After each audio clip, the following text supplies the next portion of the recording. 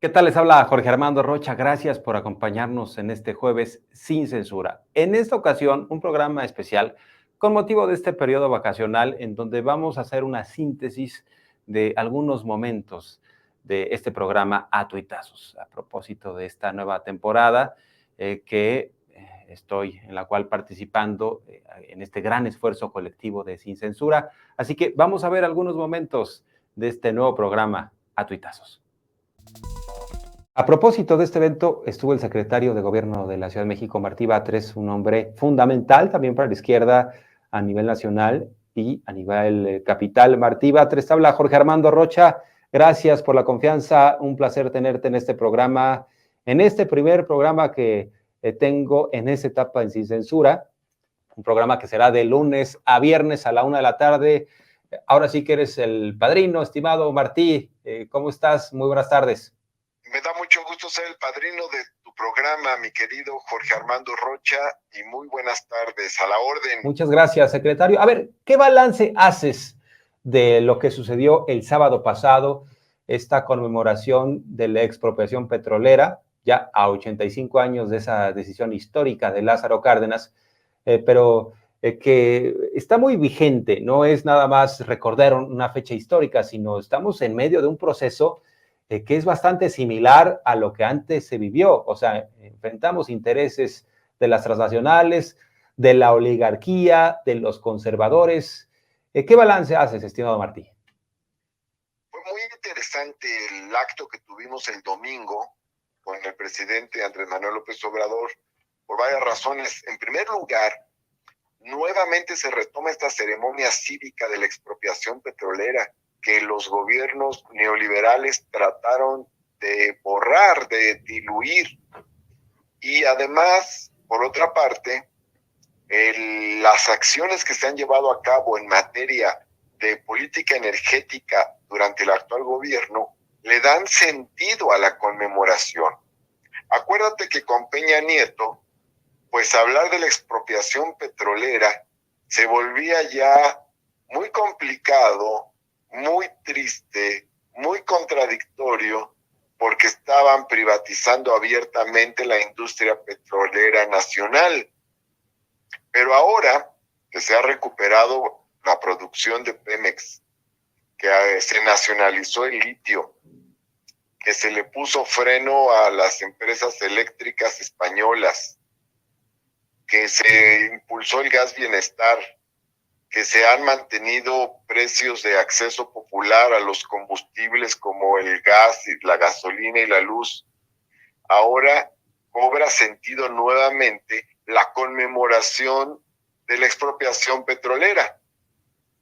En segundo lugar, una cuestión muy importante es la afluencia que tuvimos en esta conmemoración. Hablamos de cientos de miles de personas que acudieron acá con el presidente Andrés Manuel López Obrador. Es decir, pues una movilización muy grande.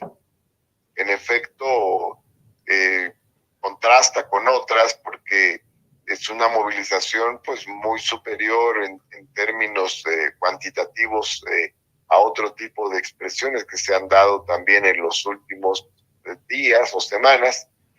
Y finalmente hay un discurso del presidente que engloba los aspectos históricos relacionados con la expropiación petrolera y los acontecimientos actuales. Es decir, por un lado, la recuperación de los recursos naturales en aquel entonces y ahora.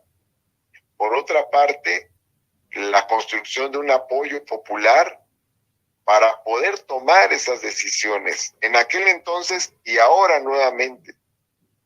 Y también, finalmente, la reivindicación de la soberanía nacional, es decir, lo que hizo el general Cárdenas fue reivindicar la supremacía de la nación frente a cualquier potencia extranjera en relación con nuestros recursos naturales.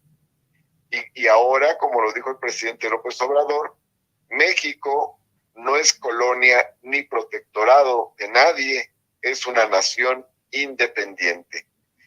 creo yo que fue un acontecimiento muy importante ayer, además de que hay muchos mensajes políticos expresos e implícitos a lo largo de su discurso, que creo que me parece muy importantes para el país y para el proceso de transformación que se está viviendo.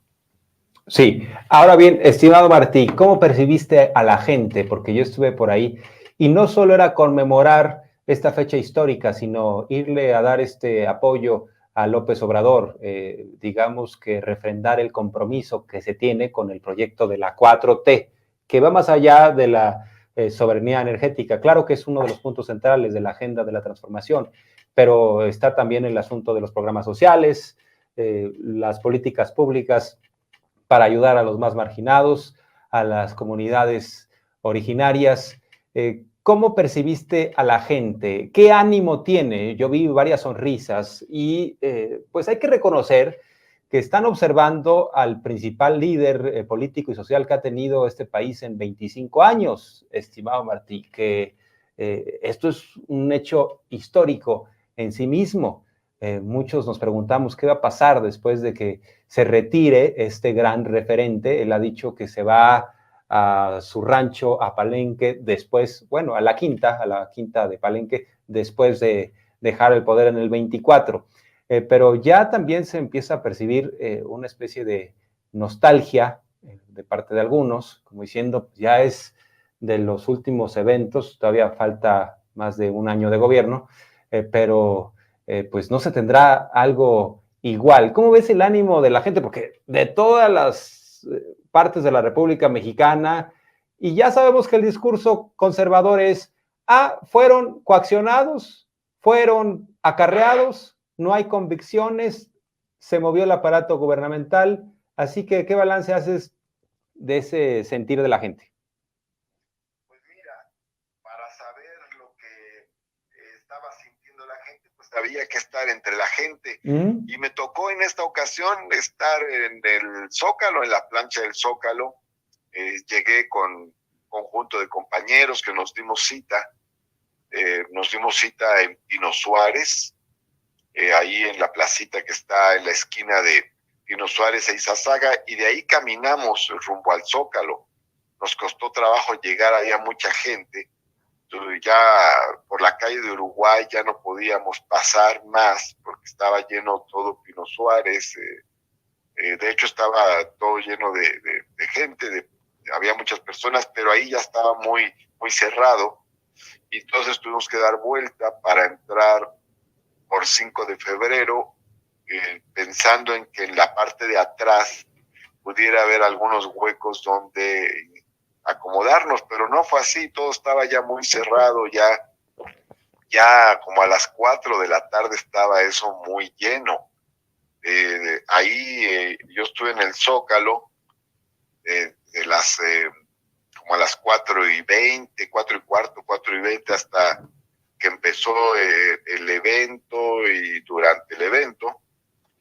Entonces, pues vi cómo estaba el Zócalo de lleno, había lugares donde había como hasta 5 personas por metro cuadrado de lo saturado que estaba, pero además pues la gente compartiendo lo que se iba diciendo, celebrando determinados hechos. O sea, por ejemplo, se escuchaba a la gente cuando se mencionaron a los 32 estados o entidades federativas, y cómo fue resonando el grito de cada uno. Pero luego en el discurso del presidente, la respuesta frente a ciertos planteamientos también de la gente, es decir, la gente se involucró con el proceso. No solo estaba, digamos, contenta, sino estaba compartiendo un proceso.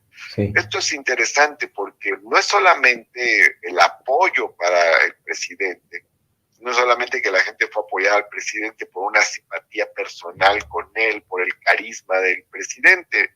No solo es eso, sino fundamentalmente es el respaldo a un proyecto de transformación. el respaldo a las medidas que se han tomado.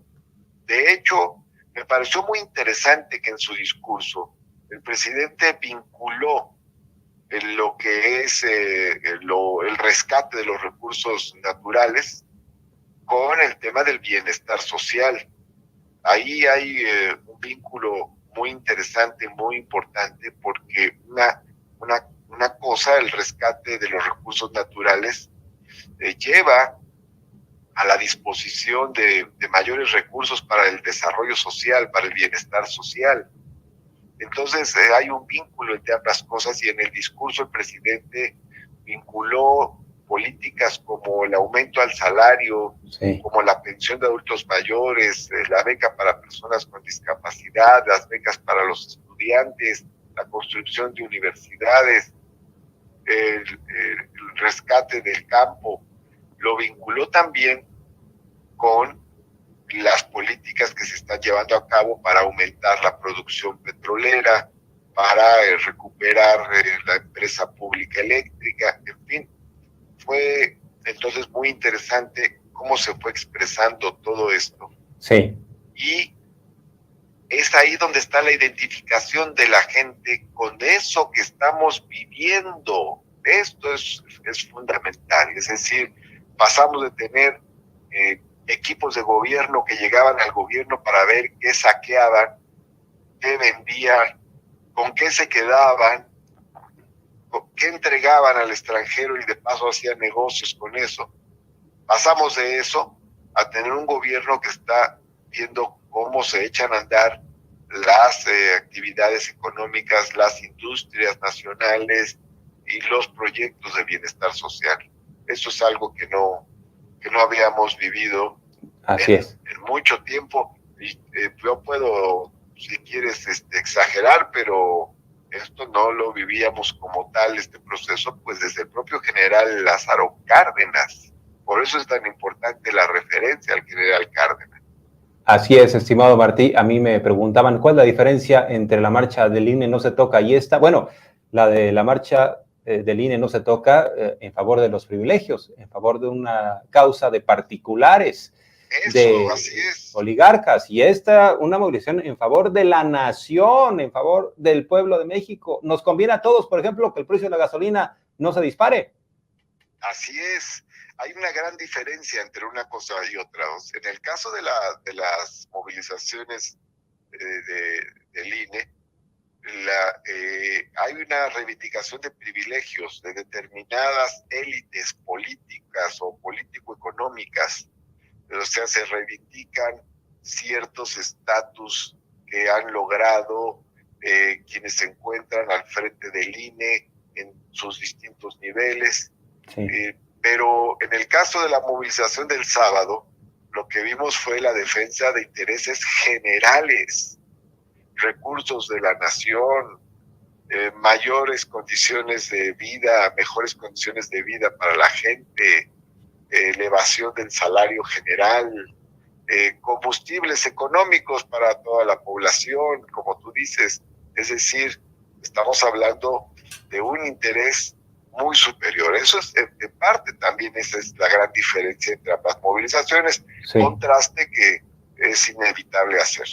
Estimado Martí, un placer escucharte, conversar contigo. El espacio se queda abierto. Te vamos a esperar pronto aquí en el estudio, y de cualquier manera, pues si no vía telefónica, estaremos muy presentes con el trabajo que haces también en la Ciudad de México. Yo nada más quiero hacer notar algo.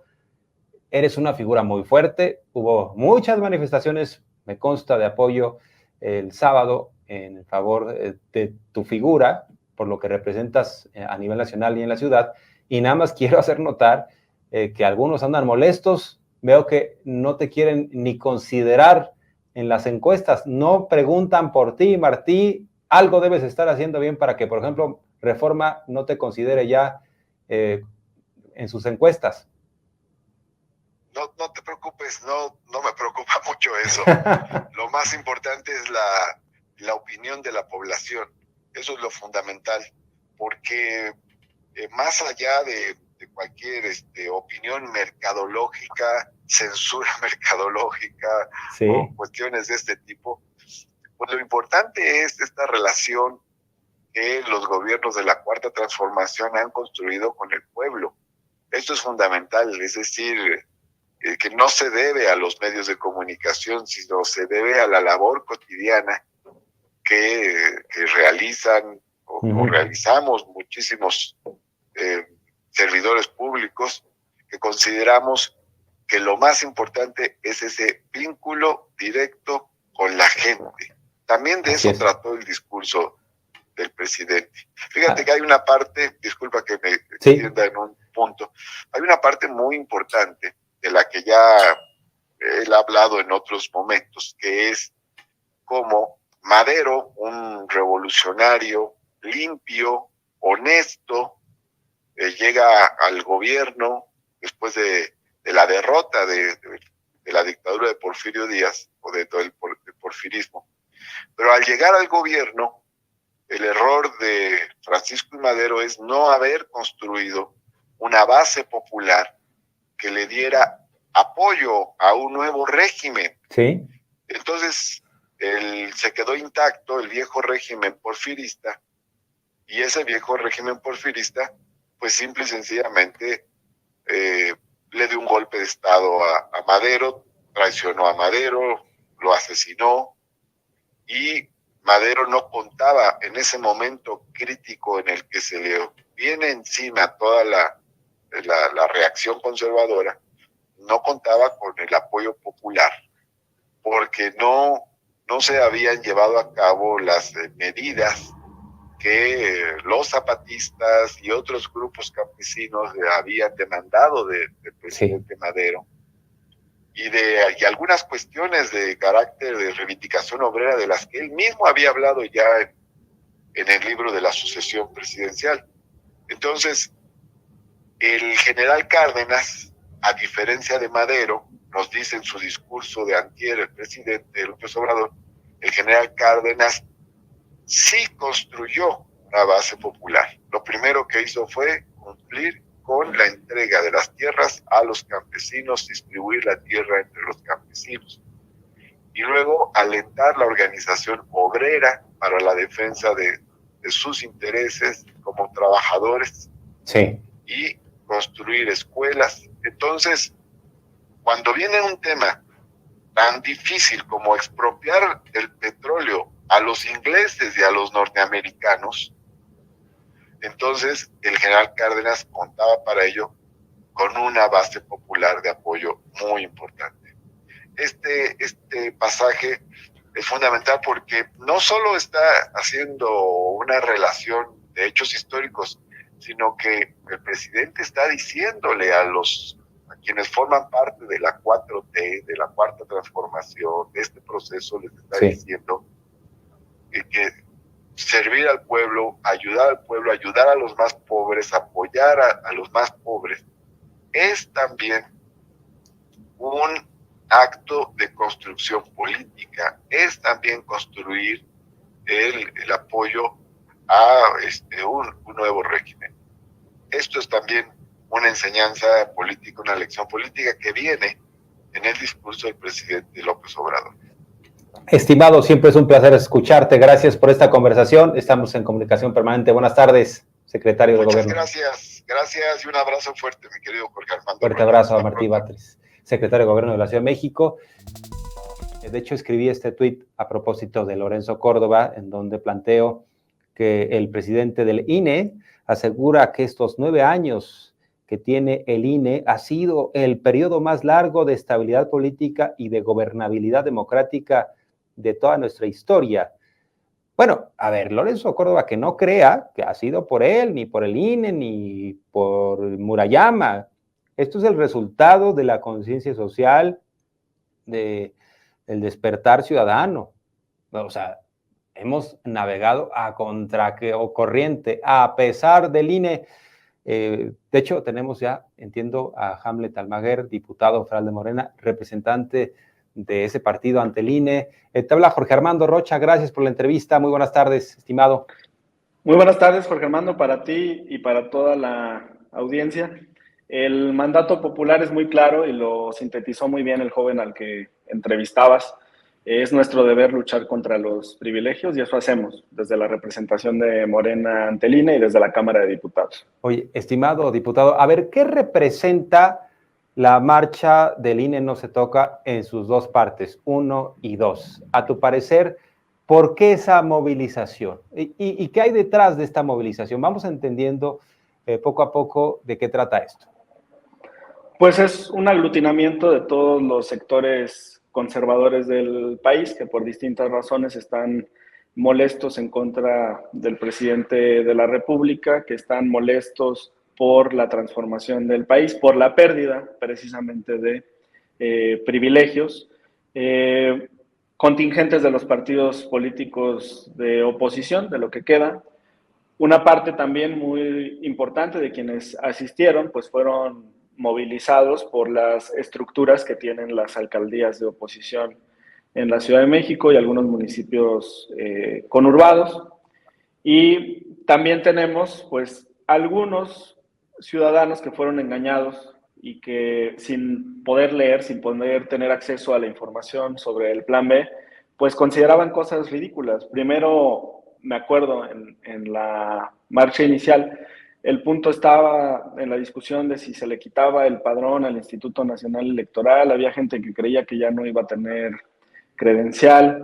Y después ya en el Plan B, pues prácticamente no tenían conocimiento sobre el texto de la reforma. Cuando les preguntaban los reporteros, me acuerdo de algunas consultas que hacía, por ejemplo, Juan Becerra, en una de las marchas, desglosaban el contenido de la reforma y la gente estaba de acuerdo con las propuestas. Les decía, ¿usted estaría de acuerdo en que se votara por consejeros y magistrados? Sí, claro, yo estoy de acuerdo porque deben de responder a los ciudadanos y no a los partidos.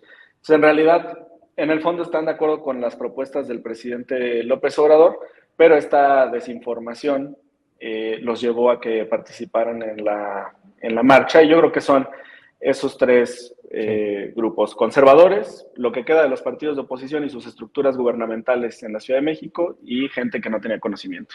Ahora, tú sostienes, como millones de mexicanos, que el INE sí se toca, que las instituciones son perfectibles, que se deben modificar en función también de las realidades, de las circunstancias.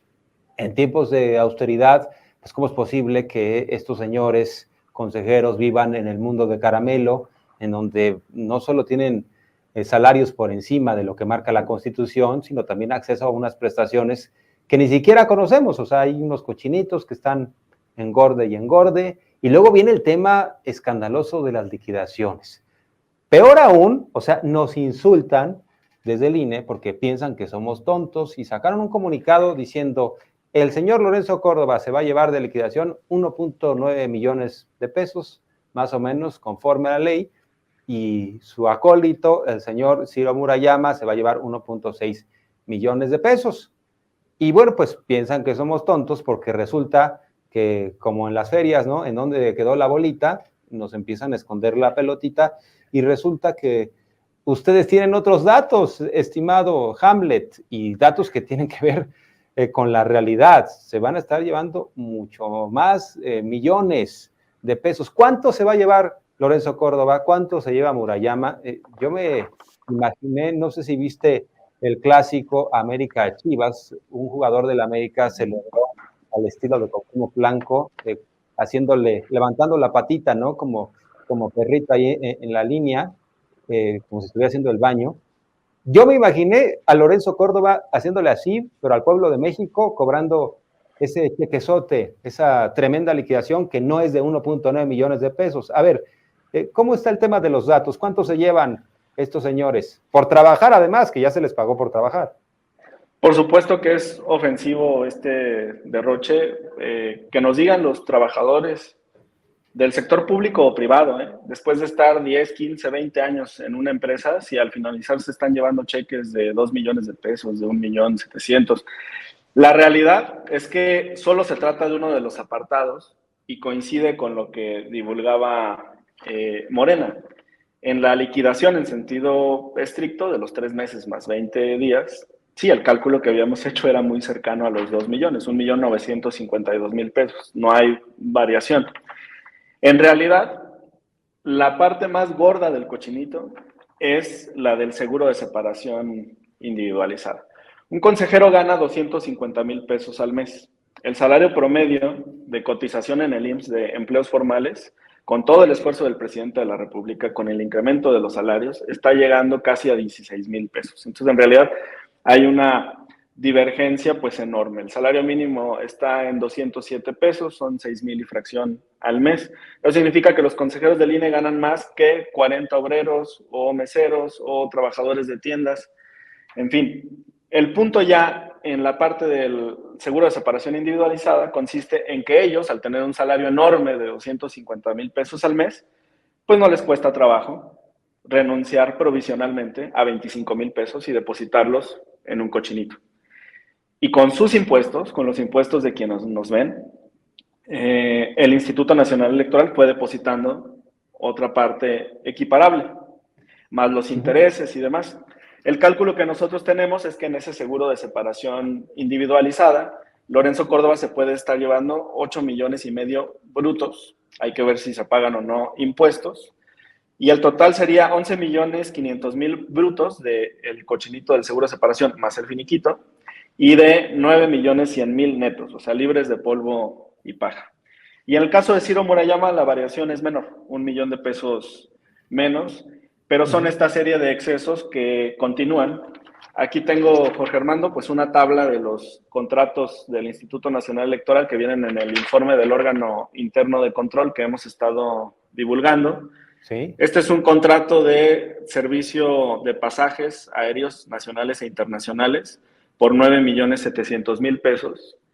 Y hace unas horas anunció el INE que Lorenzo Córdoba se va del 20 al 24 de marzo a Washington y a Nueva York con todos los gastos pagados.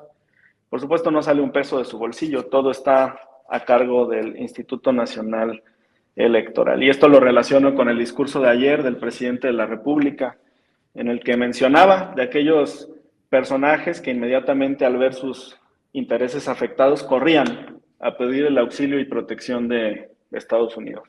Oye, se va de turismo electoral, entonces Lorenzo Córdoba, nos das esta nota, es importante.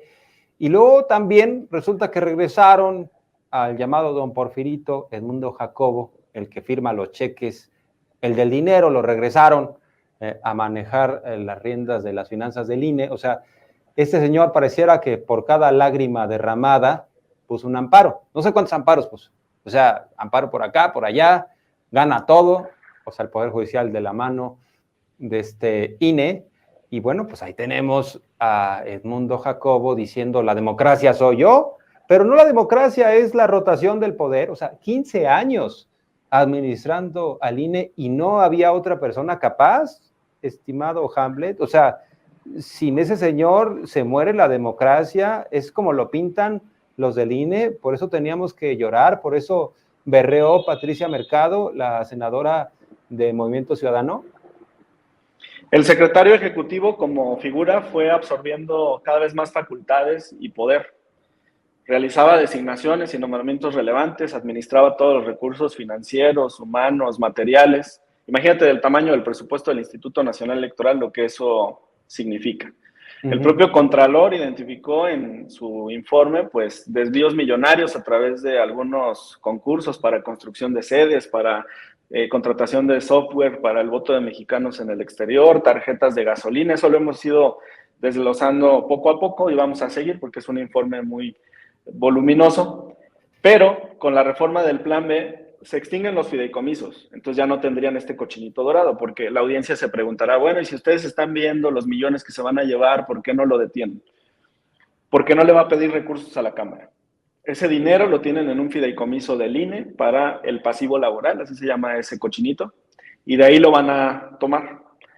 El Plan B extingue esos recursos, pero ellos, bueno, pues tienen sus juicios en trámite y además, pues ya como lo ha advertido Pablo Gómez, podría constituir un delito. El Plan B también modifica esta facultad del todopoderoso secretario ejecutivo que realizaba y manejaba las contrataciones y ahora crea una comisión de administración compuesta por consejeros. Y eso significa que los integrantes del Consejo General del INE recuperan su papel primordial, equilibran las balanzas al interior del instituto y participan ahora de estas deliberaciones. Ya no será decisión exclusiva y discrecional del secretario ejecutivo de las contrataciones si la Suprema Corte confirma el contenido del Plan B, y de ahí la importancia de pedirle a la Corte que confirme esta legislación. Jorge. Ahora, los 4 consejeros electorales que vienen tendrán que ser los 4 fantásticos para enderezar al INE. ¿Cómo va ese proceso y qué esperas de los perfiles? Qué gran nombre, ojalá que lleguen 4 fantásticos.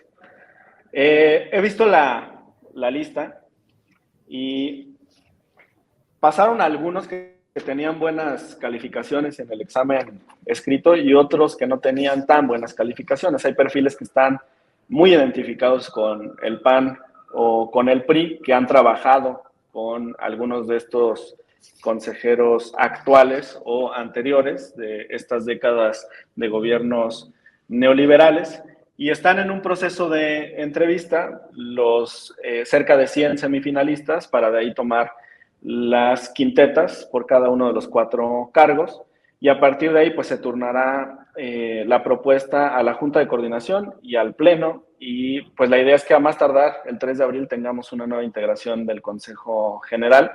Ojalá que el comité haga una muy buena preselección y que nosotros en la Cámara, a diferencia de lo que ocurrió en la designación de comisionados del INAI en el Senado de la República, pues podamos tomar una decisión que lleve a 4 fantásticos al Consejo General del INE, a personas comprometidas con la democracia y que no vean al instituto como una fuente inagotable de recursos, como su cajero automático. Jorge. Así es. Por último, ¿cómo te imaginas a Lorenzo Córdoba y Ciro Murayama ahora que salgan del INE? Como matraqueros del conservadurismo, como sonideros, ¿van a participar en una eventual candidatura o van a estar alentando a las marchas? ¿Para qué les alcanza a estos señores? Fíjate que hay una desigualdad constitucional, porque si tú estás en actividad política y partidista y quieres ser consejero del INE, porque algunos nos lo sugerían, se requieren 4 años de no haber sido candidato de algún partido político. Pero al momento de salir, ellos solamente tienen que esperar 2 años. Eso significa que no pueden participar en la elección del 2024, pero sí podrían postularse en la elección del 2027. Y muy probablemente la oposición les dé espacios en sus bancadas para la elección intermedia del 27 y seguramente buscarán también postularse en el 2030. En medio de todo esto también juegan los procedimientos de responsabilidades administrativas, el juicio político, los temas de carácter penal que resulten, porque pueden conllevar una inhabilitación, que yo creo que es muy importante que se revise a profundidad, que haya un proceso de entrega-recepción de quienes se van con los consejeros que llegan, que se identifiquen las irregularidades, que se investiguen y se sancionen, y esto podría derivar pues en eventuales inhabilitaciones, y eso sería importante para prevenir que sigan tomando decisiones contrarias a la democracia o que se postulen a cargos públicos. Por supuesto, respetando garantía de audiencia, debido proceso y todo lo que tiene que ocurrir en estos mecanismos, Jorge. Por último, si la Suprema Corte de Justicia de la Nación derriba este plan B, ¿qué va a pasar para el próximo proceso electoral? Y sin duda, pues va a quedar como una asignatura pendiente de la 4T, una reforma ahora sí constitucional que implique menos recursos a los partidos, menos senadores, menos diputados, un árbitro electoral confiable y austero, o sea, porque se ve venir, estimado diputado, que la Corte le va a decir que no al plan B, si ya luego regresaron a Edmundo Jacobo, que, insisto, o sea, no acababan de llorar y ya regresó, pues pareciera que el Poder Judicial está metido de cuerpo entero y le va a decir que no a este plan. La reforma electoral es urgente y no está terminada con el plan B, aunque sobreviva. Es una reforma secundaria y lo principal está en la Constitución. Por ejemplo, la fórmula para asignar presupuesto a los partidos está en la Constitución. Y eso significa que los partidos tendrían que estar de acuerdo en reducirse sus ingresos, ¿no? Lo cual pues resulta ilógico, porque no van a votar en contra de sus propios intereses los partidos de oposición. Ahora, la segunda reforma trascendental será la del Poder Judicial, que yo creo que se puede intentar en esta legislatura, pero tendríamos mejores condiciones como movimiento si se intenta pasando la elección presidencial y si la ciudadanía nos apoya con mayoría calificada para lograr esta transformación con mayor profundidad de leyes secundarias, porque si no nos encontramos con estos obstáculos que has mencionado, de los amparos, de los juicios de la ciudadanía, de las acciones de inconstitucionalidad, de las controversias, para intentar detener el avance de la cuarta transformación. Oye, pero por cierto, nos dicen que la ministra Norma Piña no se toca, y claro que el presidente ya condenó la quema de la figura, ¿no?, de una piñata con su figura, pero los conservadores han sido violentos, no condenaron cuando Martín Moreno dijo que hay que quemar vivos a los morenistas en el Zócalo, no condenaron cuando han golpeado piñatas del propio López Obrador, no condenaron cuando legisladores del PRD también hicieron lo propio en contra de una figura del presidente, no condenaron cuando Gilberto Lozano, el dirigente de Frena, ha salido en diversos videos golpeando lo mismo peluches que figuras del tabasqueño. Hay un doble discurso, pero lo que queda claro es que para los conservadores lo que implica, no tanto el tema de que si es mujer o no, porque no es un tema de género, el asunto es que no se toca todo lo que defienda sus privilegios, ¿no? Sí, el problema con estos feudos, con estos estamentos, es que se protegen entre ellos. Yo me acuerdo cuando, por ejemplo, el INAI presenta un recurso para intentar defender al INE, ¿no? Cuando el propio instituto hace lo propio con los partidos de oposición, con el PRIAN, parece que de ahí les hacen los discursos y los recursos legales también. Entonces, en realidad, pues buscan protegerse entre ellos, mantener los privilegios que les dan estos recursos ilimitados.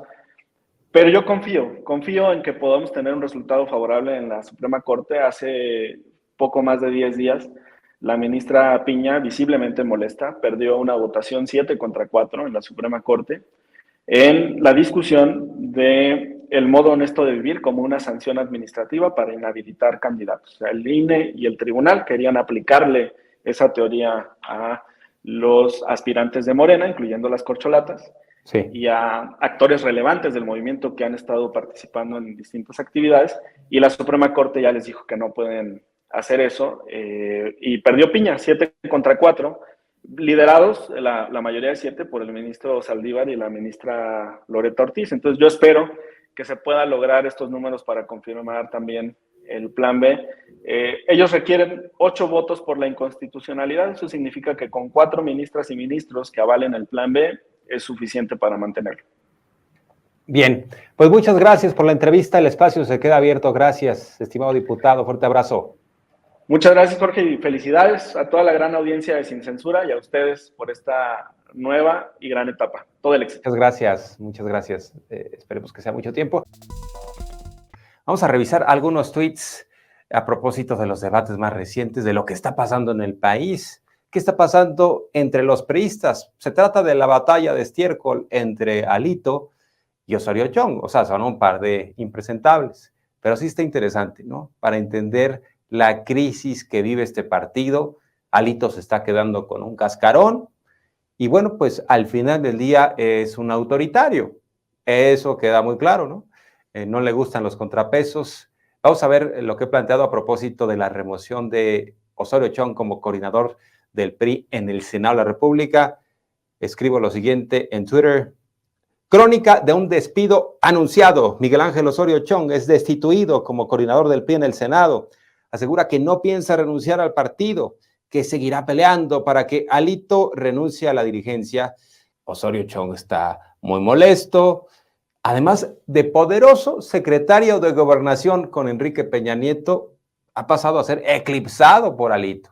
O sea, sí hay varias reflexiones que podríamos hacer, porque sorpresas te da la vida y lecciones te da la vida. O sea, Osorio Chong estaba en la cima, fue el supersecretario de Gobernación de Peña Nieto, incluso tenía a su cargo las decisiones en materia de seguridad pública. O sea, era quizá el tercer hombre más poderoso de este país, solo detrás de Peña Nieto y Luis Videgaray. Y ahora Alito lo ningunea por poco y le aplica una llave china, ¿no? Como estos chineros, porque no la vio venir Osorio Chong y de pronto Alito dijo, es mi partido, como la ves, es mi balón y yo hago lo que quiera. Interesante lo que está sucediendo en el PRI. Se están peleando pues por las pocas joyas que dejó la abuela, ¿no? Y hay que decir, el PRI está en franca decadencia, cada vez tiene menos estados que gobierna, seguramente va a continuar con esta decadencia y va a perder el Estado de México, Coahuila, quién sabe. Entonces, es una crisis profunda la que se vive. Pero vamos a abordar este tema que me parece que está en el debate público y que además es importante entender qué está pasando con los niños, con los jóvenes, en las escuelas públicas, en las escuelas privadas, el fenómeno del bullying que va escalando a tal grado que vimos cómo hace unos días hubo un desenlace muy lamentable. La muerte de Norma Lisbeth, una jovencita de 14, 15 años, afuera de una secundaria de Teotihuacán, que entendemos sufría bullying, le hizo frente a su agresora la golpeó a tal grado que murió esta jovencita Norma Lisbeth días después. ¿Cómo podemos analizar este caso? ¿A partir de qué elementos, qué responsabilidad hay de los adultos en todo esto? Porque estamos hablando de menores de edad. Bueno, un experto en los derechos de la infancia, Juan Martín Pérez García, por eso me da mucho gusto escucharte para que nos des pues una orientación de lo que está pasando y qué sigue con este tipo de casos. Juan Martín, te habla Jorge Armando Rocha, gracias por la entrevista, muy buenas tardes. Muy buenas tardes, estimado. Gracias por esta oportunidad de estar aquí contigo y tu público. A ver, no estamos escuchando a Juan Martín, quizá es un tema de que tenga que activar el micrófono. A ver, sí, ustedes me dicen. Nosotros ya lo vieron. Y sí es muy importante también establecer cómo se puede hacer justicia para Norma Lisbeth, para su familia, pero también qué hay del otro lado, ¿no? ¿Qué hay de la agresora? ¿Qué hay del entorno que pudo haber estado viviendo la agresora? Un entorno, seguramente de violencia, y al final replicó esta violencia en la escuela, ¿no? A ver si escuchamos ya a Juan Martín. Hola, hola. Ahora sí ya, te escuchamos. Muy buenas tardes, estimado. Qué gusto saludarte. Gracias por la oportunidad de estar aquí contigo y tu público. Igualmente, gracias como siempre por la confianza. A ver, ¿cuál es tu primera reacción tras haber conocido de este caso? Y sobre todo el desenlace tan triste, tan doloroso, la muerte, después de los golpes, de Norma Lisbeth, esta jovencita de secundaria afuera, tras esta golpiza que vivió afuera de una escuela pública en Teotihuacán. Sí, mira, lo que hay que tener presente es que los niños, niñas y adolescentes en nuestro país tienen derecho a una vida libre de violencia. Y esto implica que todos los espacios donde socializan deben de tener también garantías para que se pueda dar en una convivencia armónica, segura, y que claramente pues, se cumplan los fines esenciales de la educación, que es aprender y desarrollarte como persona.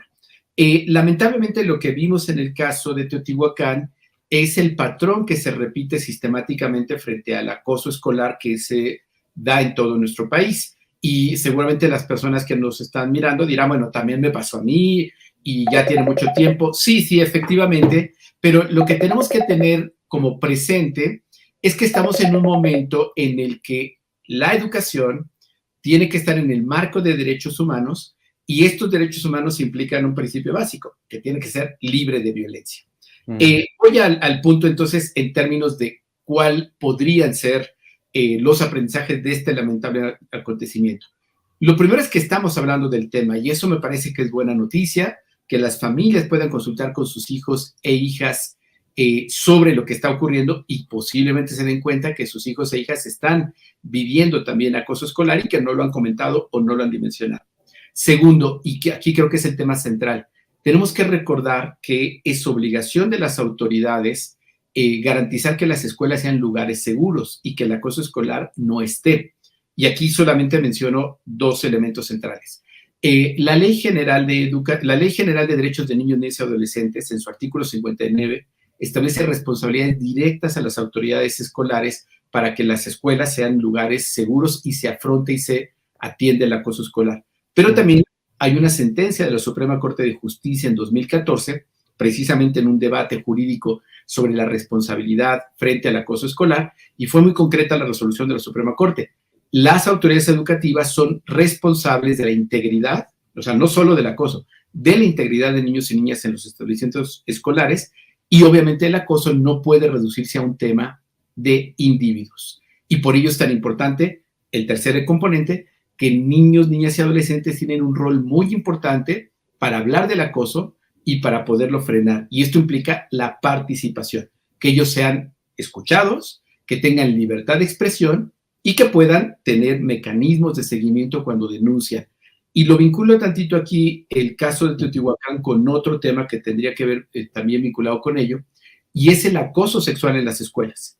Precisamente en torno al 8 de marzo, adolescentes de los colegios de bachilleres o bachillerato en Veracruz y en Chiapas tomaron las escuelas y denunciaron a profesores por acoso sexual. Entonces, no podemos separar el acoso escolar del acoso sexual porque aplica el mismo mecanismo. Tenemos que escucharles, tenemos que creerles, es obligación de las autoridades atender estos temas y evitar su repetición. Entonces, en realidad, estamos hablando de un tema que lamentablemente, Jorge, como muchos espacios que me has permitido compartir contigo, cruzan con esta generalización de la violencia contra niños y niñas y que el mundo adulto suele minimizar o darle poca importancia. Ahora, en el caso de la agresora de Norma Lisbeth, ¿cómo explica su conducta? ¿A partir de qué factores? Porque entiendo lo que para muchos es una reacción lógica. Dicen, bueno, qué bueno que ya aprendieron a esta jovencita, la agresora. Pero, ¿qué hay también de ese lado? ¿Qué tendría que estar pasando? Y en su caso, ¿no deberían de ampliarse las investigaciones para entender en qué entorno estaba viviendo esta jovencita para reflejar esta agresión en su escuela? Sí, mira, yo creo que lo primero que tendríamos que señalar es que este caso como tal no... A ver, lo diré de otra manera. Lo que estamos viendo es un caso que no es el final de todo el acoso escolar. El acoso escolar es sistemático, pretende pues, dominar, humillar, hacer como una humillación pública, pero no todo el acoso escolar termina con una muerte. Esta es quizás una primera diferencia que hay que tener como muy presente. Segundo, el acoso escolar, en realidad, para que llegue a esto, es que antes la autoridad o las personas adultas no cumplieron con el mandato que les corresponde a la ley, pero también en el marco de convivencia escolar de la Secretaría de Educación Pública, que es identificar los conflictos y darles una salida en el marco, como su nombre lo indica, de una convivencia sana y respetuosa y armónica. Y tercero, el acoso escolar alcanza estos niveles cuando se normaliza, por lo que sabemos y periodistas han estado recuperando en torno a esa escuela, eran frecuentes los pleitos o los golpes afuera de la escuela a 50 metros, de tal suerte que la autoridad de esa escuela, la directora ahora separada del cargo, tiene muchísima responsabilidad en no haber atendido, prevenido y, por supuesto, contenido estos acontecimientos que tienen un desenlace tan lamentable con esta adolescente. Ahora, tú has trabajado mucho con jóvenes y ¿cuál es el proceso que se va a vivir con esta agresora? Entiendo que estará, ¿cuánto? 2 o 3 años y después sale, hay un tema de rehabilitación real, o sea, estaríamos hablando de la posibilidad de una reinserción social. ¿Qué pasaría? Sí, lo que ahora corresponde es que primero tenemos que separar que el mundo adulto, el mundo adolescente es diferente en el abordaje cuando se cometen delitos. Para el mundo adulto tenemos el sistema penal como tal, con penas de cárcel y dependiendo del acontecimiento pueden ser 15, 20 o muchos más años. En el caso de personas adolescentes, por la edad de desarrollo, el proceso de maduración cognitivo, cerebral y demás, y la responsabilidad adulta, tienen otro espacio, y ahí hablamos de tratamiento. En 2016 se actualizó el Sistema Nacional de Atención Integral a Niños o adolescentes en conflicto con la ley. Y aquí separan la edad. A partir de los 12 años, los niños y niñas son responsables legalmente de sus actos. Entre 12 y 13 años reciben un tratamiento focalizado.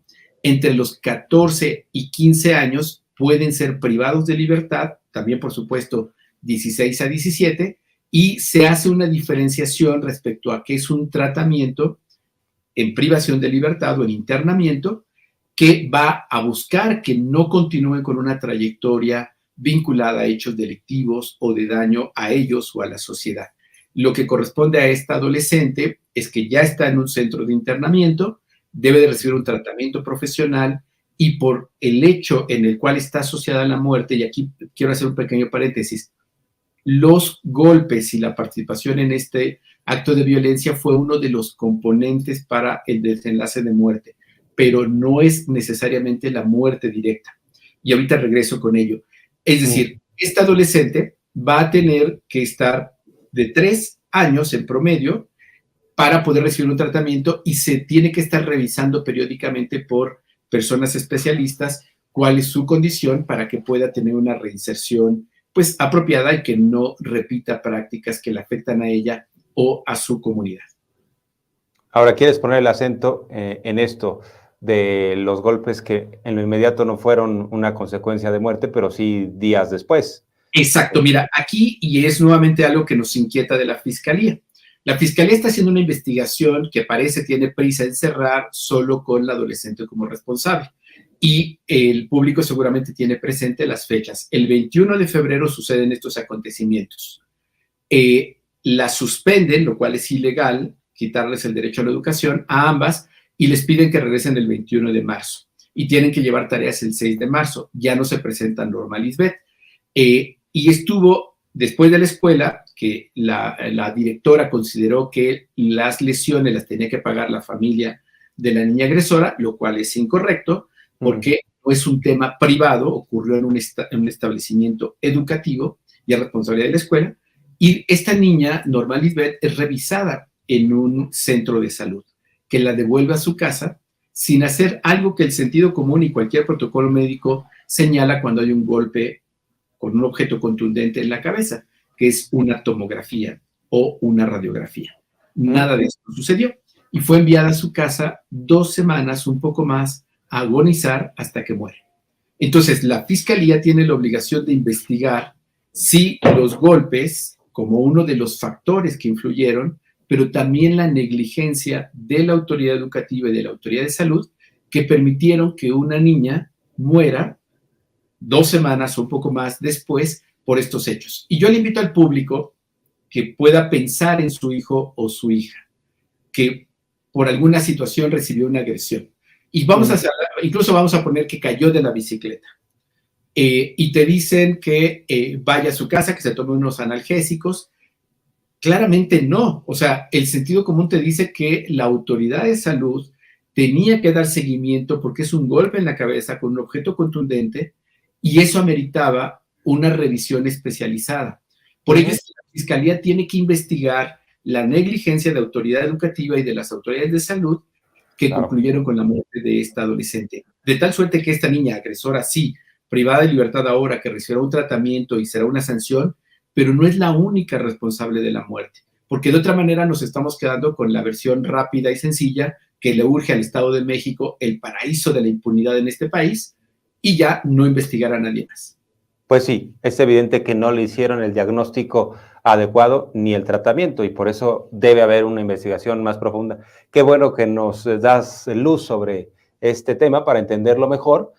Y bueno, pues, a ver, lo que también es claro es que estos casos se van multiplicando como hongos en otras partes de la República Mexicana. Cada vez tenemos más videos de jovencitas, de jóvenes golpeándose afuera o dentro de la escuela, incluso algunas escenas en donde los padres de familia están asusando a los jóvenes, o sea, o no hacen nada o dicen, qué bueno que te estés defendiendo. Ahora sí que los propios compañeros viendo cómo se da esta violencia. ¿Realmente hoy en día tenemos más violencia en la sociedad o es un tema en el cual, como tenemos acceso a estos videos y a esta tecnología simplemente es poderlos visualizar, pero el fenómeno de la violencia siempre ha estado ahí. ¿Desde cuándo? ¿A partir de qué factores? Sí, yo creo que hay que tener presente que los niños y niñas no son violentos por naturaleza. Esto representa una reproducción de la violencia en el contexto familiar y comunitario. Toda la literatura académica, la investigación que tenemos en estos casos nos muestra que un niño o una niña agresor está viviendo violencia en casa, en la propia escuela y en su comunidad. Y lo que está es reproduciendo y llamando la atención para pedir ayuda. Así es que aislarlo, criminalizarlo o pensar que es el único responsable no es lo correcto. Se tiene que entender que la violencia es en la comunidad educativa, porque aquí agrego otros de los actores claves y por eso es que tenemos un video de este hecho y son sus compañeros y compañeras que graban, que se ríen, que participan del acontecimiento y no son responsables directos, sino son precisamente quienes aportan y ayudan a reproducir culturalmente este tema y por eso es tan central insistir el rol del mundo adulto, del personal educativo para generar un marco de convivencia, para solucionar nuestras diferencias. Mucho del acoso escolar está sustentado, como ya lo conocemos, por discriminación racista. El caso, recordaremos, del niño en Querétaro, un niño indígena que fue quemado por sus compañeros en una escuela, discriminación por sobrepeso, por un tema estético, discriminación por clase, por una condición de pobreza, y también la discriminación por la diversidad sexual. Muchas de las personas son parte de la diversidad han señalado que fueron acosadas en su escuela. Entonces, por eso es tan importante que sean lugares, como lo establece la ley, los principios esenciales de la educación, aprender los derechos humanos, la convivencia, el respeto a la diversidad y entender que es ahí donde estamos socializando y aprendiendo a cómo vamos a resolver los conflictos. Estamos en un país polarizado, que no escucha, que se va rápidamente al ataque personal y a la justicia privada. Y es porque no tenemos construcción de ciudadanía desde las escuelas, porque desde las escuelas nos enseñaron a que era hacer literalmente banda, grupo y atacar a otros y defenderse. Y obviamente esto lo estamos reproduciendo socialmente. Juan Martín, pues aprendimos mucho. Muchas gracias por la entrevista. El espacio se queda abierto para seguir hablando de la infancia, de la juventud en general. Y gracias, insisto, gracias por brindarnos esta oportunidad para ampliar la mira. Gracias. Gracias. Un fuerte abrazo para ti y tu público. Gracias. Juan Martín Pérez García, especialista en derechos, sobre todo de la infancia. Ustedes acaban de ver una síntesis de algunas intervenciones que hemos tenido a tuitazos a propósito de esta nueva temporada. Y bueno, en medio de este periodo vacacional, soy Jorge Armando Rocha. Gracias por la confianza y nos vemos mañana viernes sin censura.